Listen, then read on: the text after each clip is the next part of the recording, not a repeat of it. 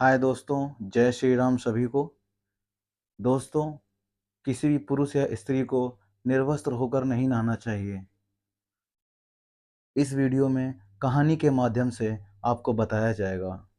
दोस्तों, एक समय की बात है, भगवान विष्णु लक्ष्मी माता के साथ हरिद्वार में घूम रहे थे।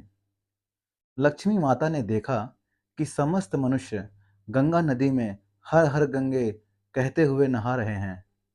प्रिय दर्शकों, अगर आप ये कहानी सुन रहे हैं तो पूरी सुनिएगा, क्योंकि आधा अधूरा ज्ञान कभी किसी के लिए सही नहीं होता।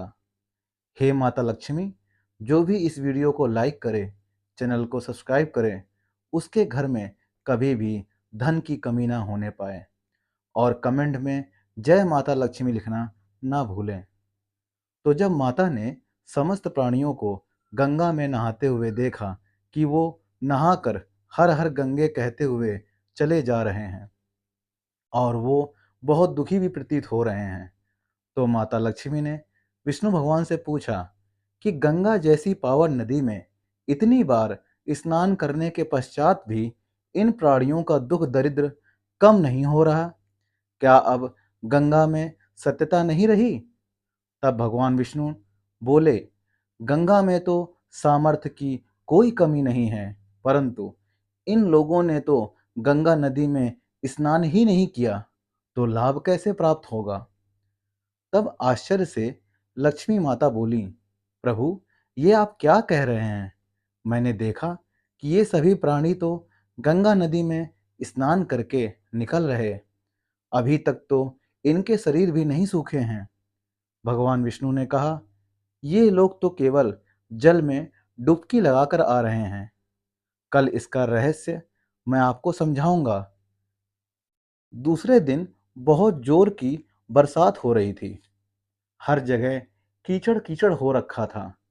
बड़े बड़े गड्ढों में कीचड़ भर रहा था। भगवान विष्णु ने अपनी लीला से एक वृद्ध रूप धारण कर लिया और विवश होकर उस बड़े गड्ढे में जाकर ऐसे पड़ गए जैसे कोई चलते चलते उस गड्ढे में जाके गिर गया हो और निकलने की कोशिश करने पर भी ना निकल पा रहा हो। भगवान विष्णु ने लक्ष्मी जी को यह समझाकर गड्ढे के पास बैठने को कहा कि तुम असहाय बनकर लोगों से सहायता मांगो कि इस गड्ढे में गिरे हुए मेरे वृद्ध पति की रक्षा करो। और प्रभु ने माता लक्ष्मी को यह भी समझा दिया कि जो भी मनुष्य उनको गड्ढे से निकालने के लिए तत्पर हो जाएगा, उसको कहना कि मेरे वृद्ध पति निष्पाप हैं। मेरे पति को केवल वही स्पर्श करे जो खुद भी निष्पाप हो।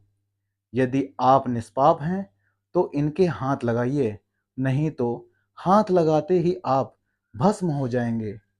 लक्ष्मी जी तथास्तु कहकर गड्ढे के किनारे बैठ गईं और आने जाने वाले लोगों से भगवान विष्णु की कही हुई बात को चिल्ला चिल्ला कर कहने लगीं। माता ने देखा कि गंगा से नहाकर लोगों के दल आ रहे हैं और सुंदर युवती को बैठा देख कईयों के मन में पाप और कईयों के मन में धर्म की बात आई। कुछ लोग डर भी गए और कुछ ने तो लक्ष्मी जी को यह भी सुना दिया कि मरने दो इस बुढ़े को, तुम इसके लिए क्यों परेशान हो रही हो। और कुछ दयालु चरित्रवान पुरुष वृद्ध पुरुष की मदद करने को तैयार हुए। पर माता लक्ष्मी की बात को सुनकर उन्हें आभास हुआ कि भले ही हम गंगा नदी में स्नान करके आए हैं, पर हैं तो हम लोग पापी ही। कहीं सहायता करते समय हम भस्म न हो जाएं। किसी का साहस नहीं हुआ। सैकड़ों आए, पूछा और चले गए। सुबह से शाम हो गई। तब भगवान विष्णु ने माता लक्ष्मी से कहा, देखा, आया क्या कोई सच्चे मन और श्रद्धा से गंगा नदी से स्नान करने वाला? थोड़ी देर में एक जवान हाथ में लोटा लिए हर हर गंगे कहते हुए गंगा नदी से निकला। लक्ष्मी जी ने उससे भी वही बात कही। उस जवान व्यक्ति का हृदय करुणा से भर गया। उसने तुरंत ही भगवान विष्णु यानी उस वृद्ध पुरुष को गड्ढे से बाहर निकालने की तैयारी की। परंतु माता ने उसे रोका और कहा कि यदि तुम निष्पाप नहीं हो तो ही मेरे पति को छूना, नहीं तो तुम भस्म हो जाओगे। उसी समय उस व्यक्ति ने माता से पूछा कि मेरे निष्पाप होने में तुझे संदेह क्यों होता है माते? मैं गंगा में गोता लगाने से सारे पाप धो के आया हूँ। अभी तुम्हारे पति को निकाल देता हूँ। युवक ने लपक कर बूढ़े को ऊपर निकाल लिया। भगवान विष्णु ने उसे अधिकारी समझकर अपने प्रत्यक्ष स्वरूप के दर्शन देकर कृतार्थ कर दिया। भगवान विष्णु ने माता रानी से कहा, इतने सारे सैकड़ों लोगों में से केवल इस युवक ने गंगा स्नान किया है। इसी दृष्टांत के अनुसार जो लोग बिना श्रद्धा और स्वार्थ के केवल दंभ के लिए गंगा स्नान करते हैं, उन्हें वास्तविक फल नहीं मिलता। किंतु इसका यह मतलब नहीं कि गंगा स्नान व्यर्थ जाता है। गंगा स्नान का अपना एक अलग महत्व है। भगवान विष्णु ने कहा, अब मैं तुम्हें वो 12 बातें बताता हूँ जो मनुष्य नहाते समय इन 12 बातों का ध्यान रखता है, वो कभी भी दुखी नहीं रहता है। उसके घर में माँ लक्ष्मी का वास होता है। उसके घर में अपार धन आता है। उसके घर में कभी भी लड़ाई झगड़ा नहीं होता। उसका पूरा परिवार हंसी खुशी अपना जीवन व्यतीत करता है। तब माता ने कहा, हे भगवान, आप हमें ये 12 बातें अवश्य बताइए। उसके बाद भगवान विष्णु उन बातों को बताना शुरू कर देते हैं।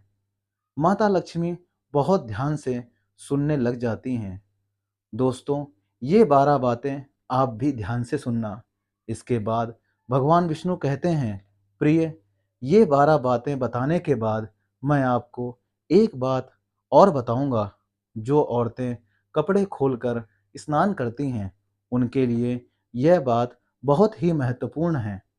तो हे लक्ष्मी, आप इस बात को बहुत ध्यान से सुनना, नहीं तो विष्णु जी बताते हैं, स्नान करने से शरीर निरोगी रहता है और मन प्रसन्न रहता है, और नहाने से चेहरे की क्रांति और शारीरिक आकर्षण में बढ़ोतरी होती है। अगर इस वक्त के दौरान कुछ बातों का ध्यान रखा जाए तो बहुत ज़्यादा फल की प्राप्ति भी होती है। नहाने के क्रम में इन बातों का ध्यान रखना बहुत ज़रूरी है। नंबर 1, स्नान करने के बाद शुद्ध होकर पूजा योग्य बनते हैं, इसलिए सुबह को ही स्नान कर लेना चाहिए। नंबर 2, शास्त्रों में कहा गया है कि स्नान करने से इन गुणों की प्राप्ति होती है: रूप, तेज, बाल पवित्रता, आयु, आरोग्य, निर्लोकता, तप और मेघा। धन, पुष्टि, आरोग्य व स्वास्थ्य चाहने वालों को हर मौसम में और हर दिन स्नान करना चाहिए। नंबर 4, सुबह स्नान करने से पाप का नाश होता है। सुबह नहाने वालों के पास नकारात्मक ऊर्जा नहीं भटकती। नंबर 5, बीमारी की हालत में सिर के नीचे ही स्नान करना चाहिए। नंबर 6, गीले कपड़े से शरीर को पोंछ लेना शरीर को स्नान करना ही कहा गया है। सुबह की लालिमा से पहले स्नान करना श्रेष्ठ माना गया है। नंबर 7, तेल लगाकर और बदन को मल मल कर नदी में नहाना मना है। नदी से बाहर आकर मल साफ करके नदी में डुबकी लगाना उचित माना गया है।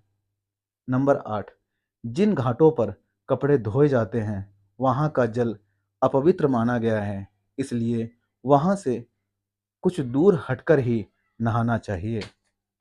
नंबर 9, नदी में 11 या 21 डुबकियां लगाना अच्छा बताया गया है। नंबर 10, पवित्र नदियों में कपड़े निचोड़े नहीं जाते। नदी में किसी तरह की गंदगी नहीं बहानी चाहिए। नंबर 11, सारे जल से गंगा जल को अति श्रेष्ठ माना गया है। नंबर 12, स्नान करते वक्त कोई भी व्यक्ति अगर मेरा स्मरण करेगा तो मैं वहाँ के जल में आ जाऊंगी, ऐसा गंगा जी कहती हैं। अब इसके बाद भगवान विष्णु ने कहा, आगे मैं उनके बारे में बताता हूँ जो औरतें कपड़े खोलकर स्नान करती हैं।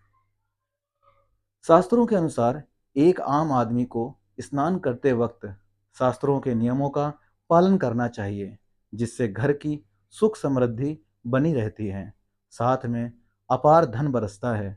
माता लक्ष्मी भी बहुत प्रसन्न होती हैं। कभी भी स्नान निर्वस्त्र होकर नहीं करना चाहिए। अगर हम पुराणों की बात करें तो निर्वस्त्र स्नान का कारण एक कृष्ण जी के समय से जुड़ा हुआ है।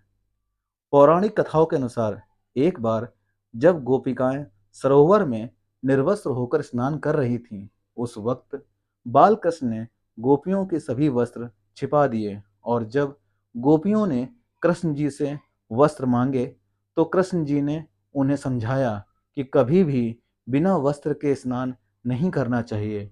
इससे जल के देवता वरुण का अपमान होता है। इसलिए आपको निर्वस्त्र स्नान न करने की सलाह दी जाती है। अगर आप नहाते समय ये सोच रहे हैं कि बंद कमरे में आपको कोई देख नहीं रहा, तो ये गलत है। ईश्वर आपको हर वक्त हर समय देखता ही है। और अगर आप निर्वस्त्र होकर स्नान करते हैं तो आप वरुण देवता का अपमान करते हैं। निर्वस्त्र स्नान करने से आपको पाप लग सकता है। आर्थिक व शारीरिक क्षति भी हो सकती है। यदि आप निर्वस्त्र स्नान करते हैं तो आपके शरीर में नकारात्मक ऊर्जा का प्रवेश होता है और आपकी मानसिकता भी नकारात्मक हो सकती है। इसलिए आप नहाते समय कोई एक कपड़ा जरूर धारण करें, लेकिन बिना कपड़ों के स्नान ना करें, तभी आपके लिए बेहतर होगा। निर्वस्त्र स्नान से शरीर की सकारात्मक ऊर्जा शरीर से बाहर निकल सकती है। गरुड़ पुराण के अनुसार जब आप स्नान करते हैं तब आपके पितृ और मृत पूर्वज आपके आसपास होते हैं। यदि आप निर्वस्त्र स्नान करते हैं तो आपको पितृदोष लग सकता है। ऐसे स्नान करने से आपके पितरों को तृप्ति नहीं मिलती और ये घर में पितृदोष का कारण बन सकता है। वस्त्रों से गिरने वाले जल को ग्रहण करते हैं पितृलोग, जिससे उनकी तृप्ति होती है। निर्वस्त्र स्नान करने से पितृ अतिरिक्त नाराज होते हैं, जिससे व्यक्ति का तेज, धन, बल और विकास रुक जाता है। इसलिए कभी भी निर्वस्त्र होकर स्नान नहीं करना चाहिए। शास्त्रों की मान्यता है निर्वस्त्र स्नान करने वालों से माता लक्ष्मी रूठ जाती हैं, जिससे आपकी कुंडली में धन हानि के योग्य बन सकते हैं और आपकी आर्थिक स्थिति खराब हो सकती है। इन्हीं कारणों से आपको निर्वस्त्र स्नान न करने की सलाह दी जाती है। प्रिय मित्रों, कैसी लगी आपको ये जानकारी? अगर आपको ये जानकारी पसंद आई हो तो कमेंट में जय श्री राम, जय भोलेनाथ जरूर लिखें और साथ ही साथ हमारे चैनल को अभी सब्सक्राइब करें और कमेंट में और सारी जानकारी प्राप्त करने के लिए कमेंट बॉक्स में जय श्री राम जरूर लिखें। तो धन्यवाद दोस्तों, मिलते हैं अगले इसी तरह की अच्छी और सच्ची जानकारी के लिए। तब तक के लिए धन्यवाद।